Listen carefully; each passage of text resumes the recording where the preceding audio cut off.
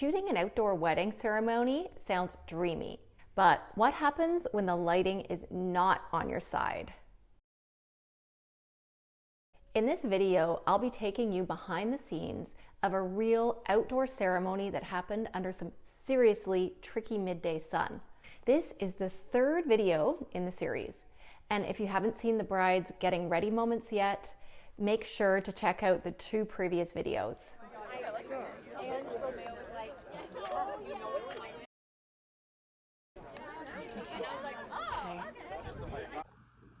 So I start out right before the ceremony taking candid photos of the guests as they are arriving. And this area that I'm shooting in is nice because it's in shade and the lighting is consistent. So I just set my camera to the appropriate settings and I just keep shooting using those settings. But you can see there's certain angles that are kind of ugly in the background. So even for these candid photos, I'm aware of the direction I'm shooting and I try to get the best possible background.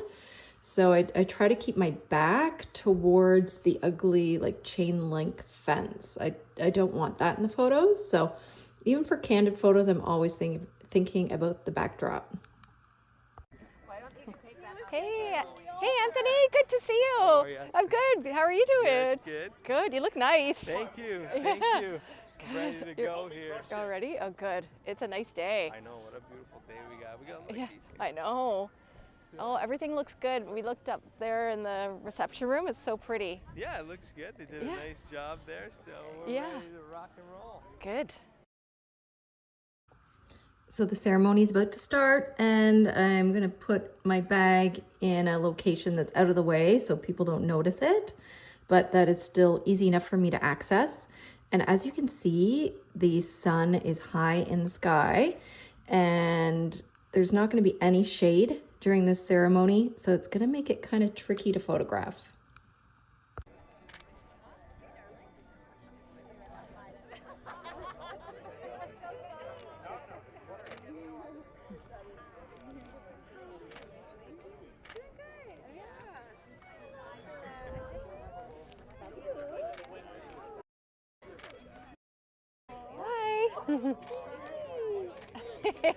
So cute.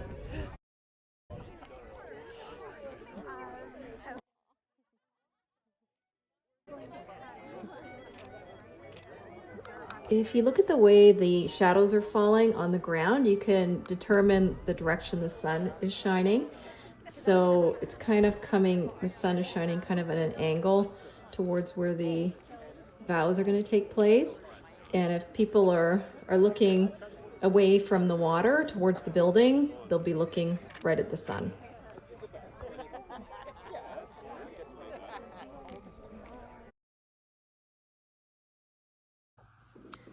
So the ceremony is about to start and the groom is going to be coming up the aisle.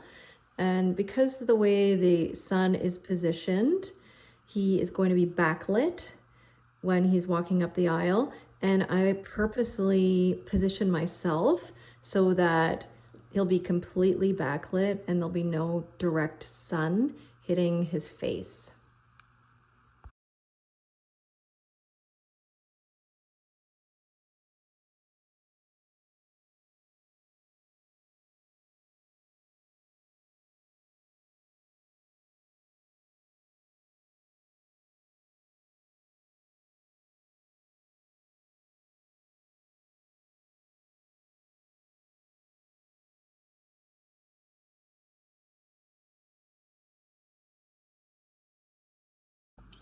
The ring bearer and flower girl are coming up the aisle, so I get a little lower so that I'm more at their eye level.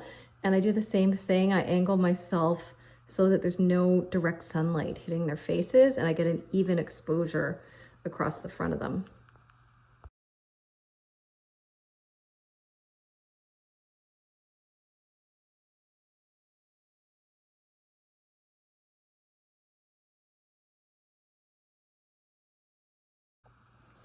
So next we have a tiny ring bearer who's like 2 years old coming up the aisle.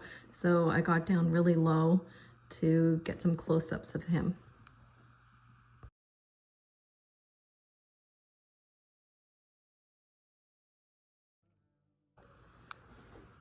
So now I'm going to photograph the bride coming down the aisle. This is the first time the bride and groom have seen each other. So I always want to make sure I capture multiple photos of the bride coming down the aisle. That's like an important shot to get. And I also want to capture the groom's reaction. The only issue here is that the two different shots have different exposures. So I angle myself so that the bride is completely backlit, and that is one exposure. And then I turn around and photograph the groom's expression. And since he's going to be front lit, he'll be facing the sun. I'll increase my shutter speed to get the correct exposure on him. So I quickly adjust my settings from photographing the bride, and then I adjust it to photograph the groom. And you can see the side that I'm standing on. I purposely pick that side and shoot from that angle so that the whole group of people is backlit. And then I can have an even exposure across the side of them that's facing the camera without any funny looking shadows.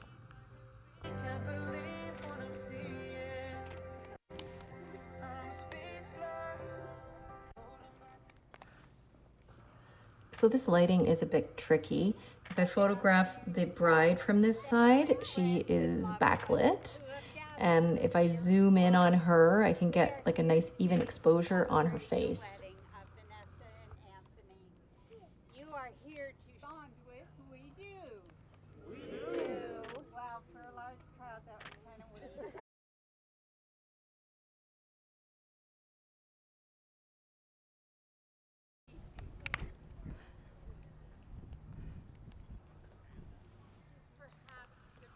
So I walked to the back of the ceremony and I'm gonna get a wide shot of the whole scene just to make sure I have that shot. That's one of the shots I always try to get.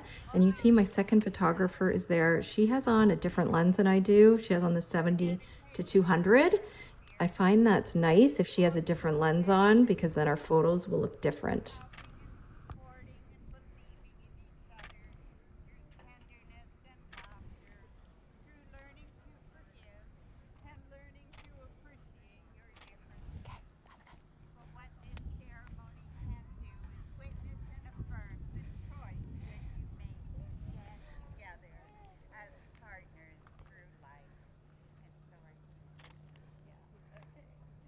Will you, Anthony, take this woman to be your lawful wedded wife? No. And do you, Vanessa, take this man to be your lawful wedded husband? Now I'm walking to the groom's side and I like to get some more like close-up photos of the groom's face. And he's going to be wearing sunglasses because the sun is shining like right in his eyes. So I'll make sure I adjust my exposure to compensate for that strong direct sunlight. Be the foundation of to be my wife. I promise to love you, encourage you, and inspire you. To laugh with you, comfort you. So I keep moving around trying to get lots of variety in my photos. Even if my second photographer's photos don't turn out, I want to make sure that I have a great variety. And then I head to my camera bag to grab my flash. Because of this direct light, it's uneven, and depending on the angle, it can cast some really unflattering shadows on people. So I'm anticipating that I'm going to need my flash, and I'm going to use it to flash the bride and groom to try to eliminate some of the shadows that I'm not really liking.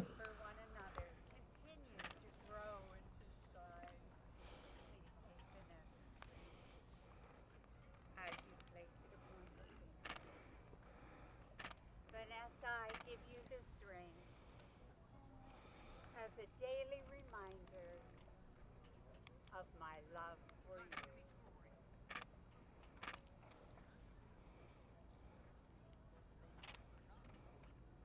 And you, Anthony, and you, Vanessa, as husband and wife.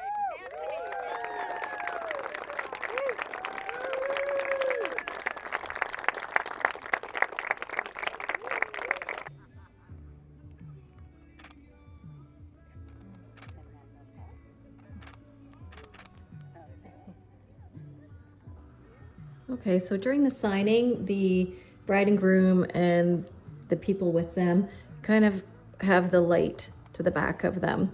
So I'm trying to shoot so they're backlit again, so we get even light across them and not unflattering shadows.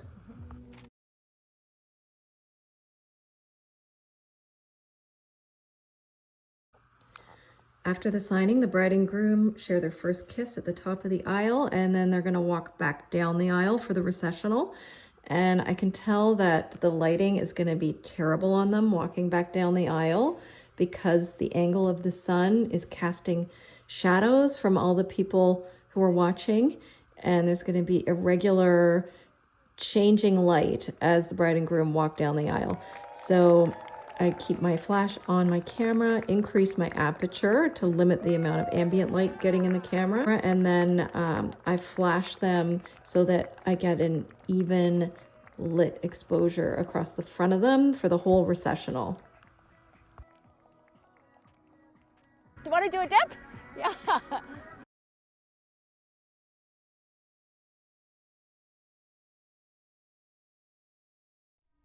So that's it for today.